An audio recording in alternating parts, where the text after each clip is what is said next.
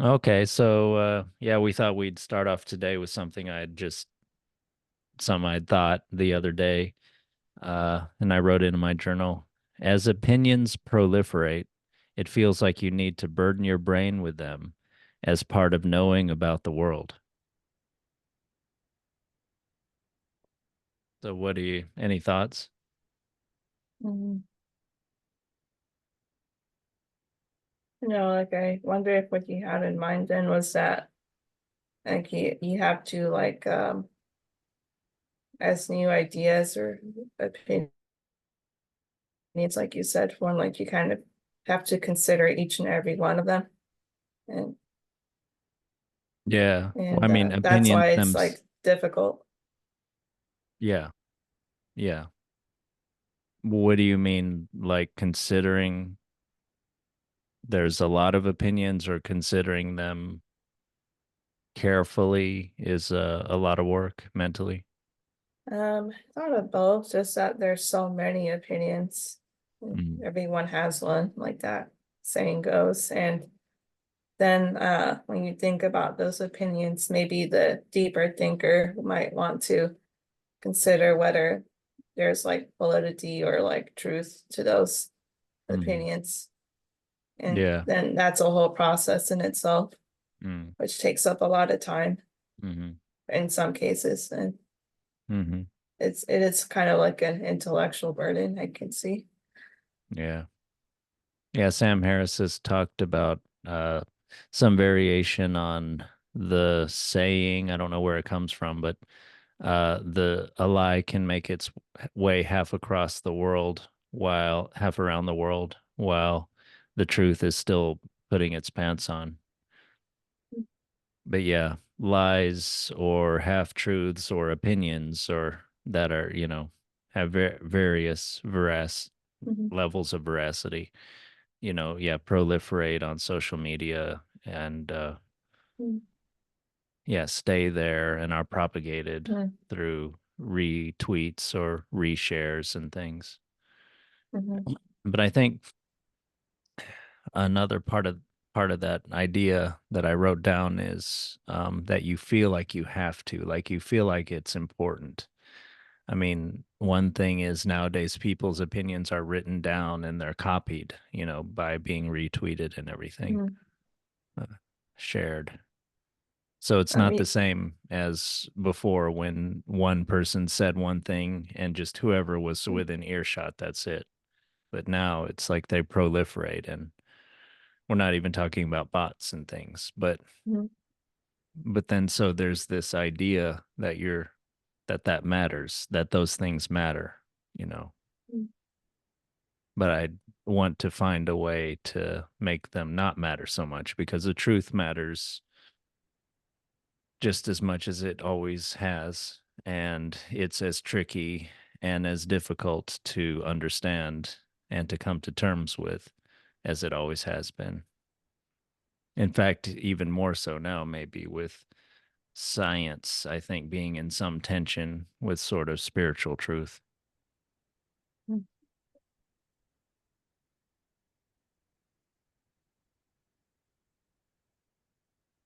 And I wonder with people growing up on the internet also, maybe they have more of an idea of a stronger idea of the importance of opinions Mhm. and less of an idea of the importance of Mhm. more permanent things, more substantial or fundamental things, Mhm. things that maybe are more useful to binding us to ourselves, to our cultures, to our history, to each other.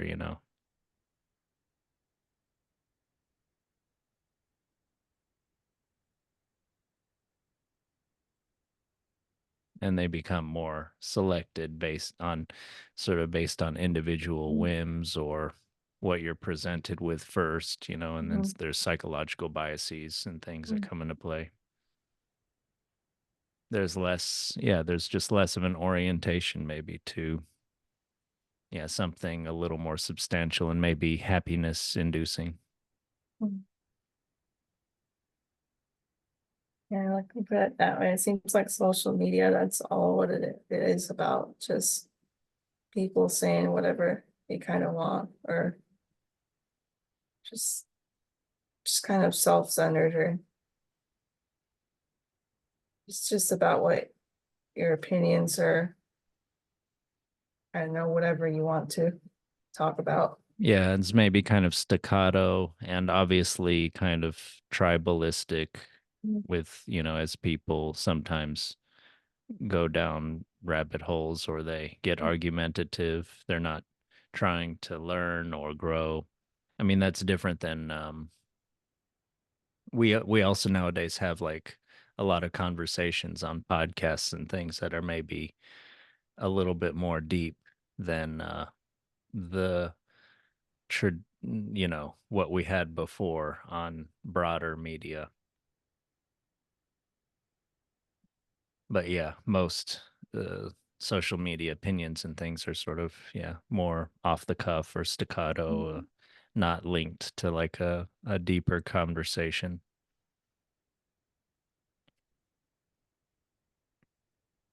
But I don't know. Yeah, what I'm trying to I'm trying to open this up to like your opinion or our opinion. Do you, yeah, do you feel like there's a feeling of burden to know, not knowledge, but to know more maybe than before, like what other people are thinking, and to treat that as something important? I feel like it kind of is because I feel like there's this sense of how like now you must have to like consider like everyone other's point of view before like you can kind of decide whether like you or like whoever's looking at it can kind of like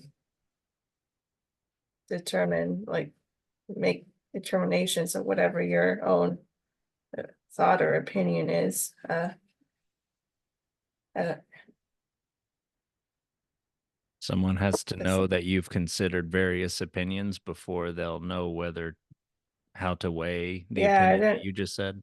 yeah, I don't know if I'm putting that well, but more like there's kind of more of an expectation or idea that you're going to like that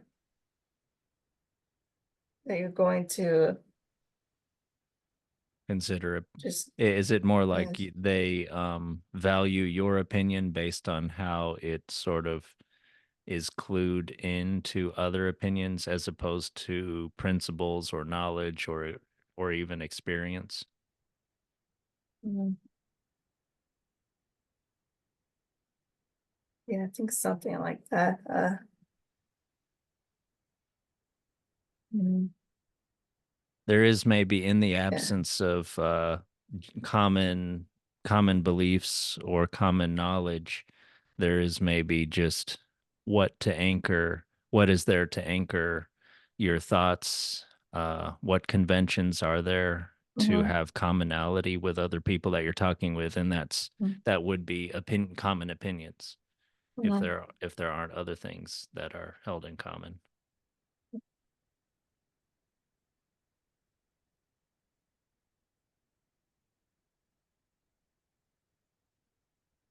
So that net wouldn't really be a good thing. I think it's maybe like I think of yeah, the search for truth or search for even deeper kind of conversation. You have to have some common reference Mhm. that you're referencing and that you can then Mhm. refine sort of in like Platonic Mhm. dialogue. Mhm. You can look at even a single word from different Mhm. ways or treat it in different ways, and Yeah. so maybe come to a deeper reflection on the concept or concepts Mhm. uh, that are symbolized by that Mhm. word that you're examining. Yeah.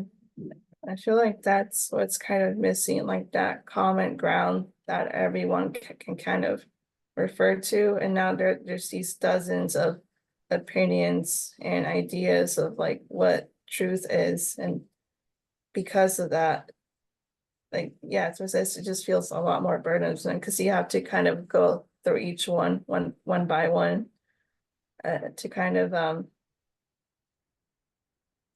don't know, I'm not saying to argue against or anything, but kind of, kind of like match up whatever your opinion or idea is against like each of those. I don't quite understand that. I mean, Yeah, certainly it's not like all opinions are equal or all yeah, opinions are unique. yeah, I mean, there's different categories, there's hierarchy sort of seemingly more veracity and seemingly more BS. I mean, and yeah, yeah, we have filters and things and sometimes we're wrong. We label something as BS and it's actually brilliant or something, but it's just, it wasn't put in a way that we could understand or something. But yeah, most of the time, we can have some kind of filter, right, to kind of dismiss yeah, some things and just hope we're not arrogant when we do that and do way too yeah, much of that. But yeah, yes, that's true. I guess I was just thinking more of how sometimes there's this idea that everyone's valid or everyone's thoughts or opinions are valid. So you mm, have to treat it that way, even if maybe you don't really think so. yeah, yeah. Well, I think to some extent, yes, some common courtesy and decency and respect is warranted. But yes, yeah. I mean, there are like kind of stupid or absurd opinions out there. Absurd in the sort of more technical sense, where the reasons that someone might express the reasons, experiences, knowledge based principles, whatever, upon which someone bases an opinion does not follow from those knowledge, those pieces of knowledge, etc. It's a wrong conclusion based on what they're trying to infer from, etc. But yeah, yeah, there's a skill in maybe in dialogue where one cannot be rude, but can Yeah. kind of not be bogged down too much in Mhm. stupid or ridiculous things and try to lead up from those. And I think most people are, if someone has good presence and is you know is not rude or off-putting and things, I think most people do tend to have some interest in refining and going deeper and going higher. Mhm. Uh, actually, now there are other, and this there are other people though, and this is where I was starting to go with this discussion. There are other people that you may say are political and who maybe have an agenda. It could be an agenda for gaining clout or for themselves or pushing their political beliefs, and they are pretty much not interested.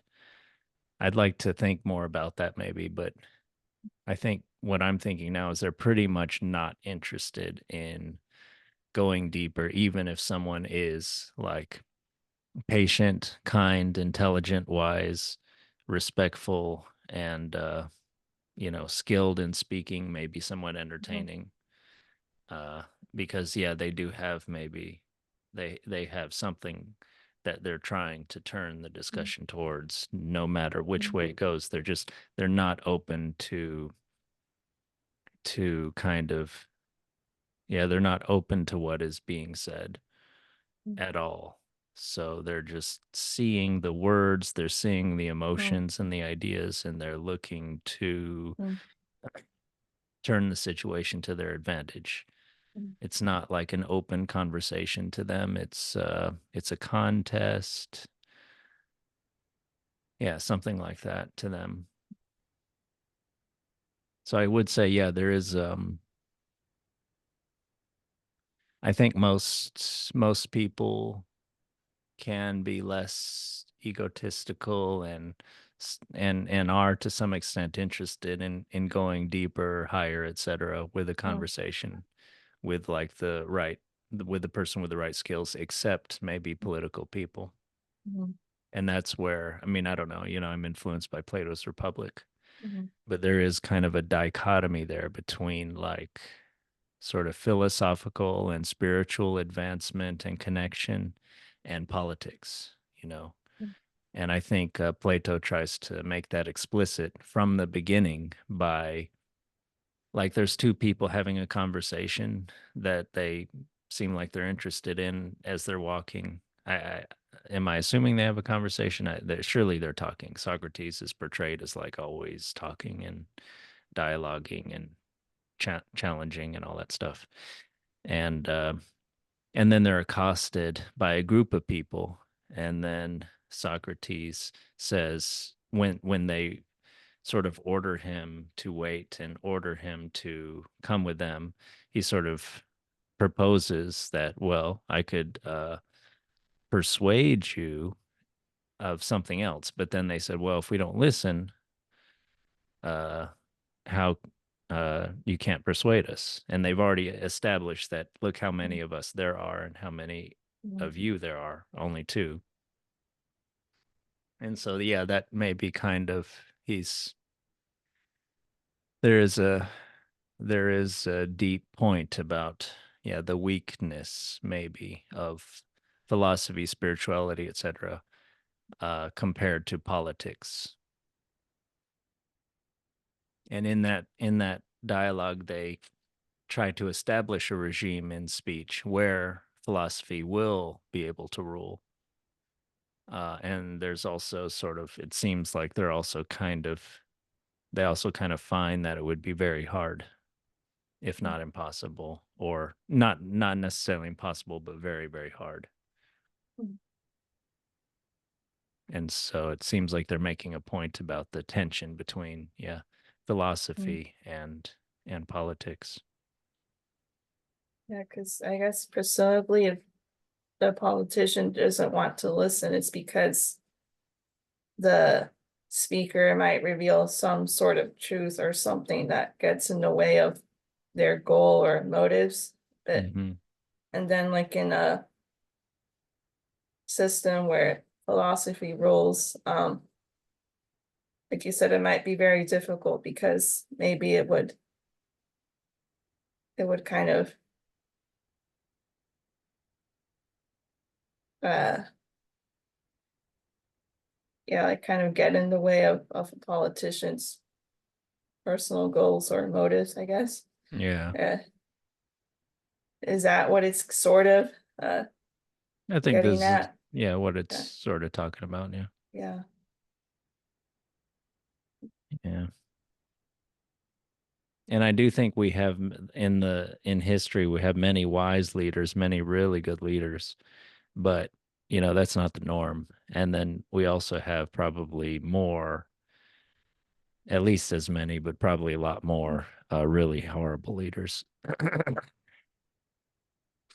And arguably the horrible leaders can do a lot more damage than the good leaders can do good. I mean, things naturally tend towards disorder as it is. Although there are some good systems, but still good system, I think, is still just better order, but not perfect order. Doesn't even get close to running itself.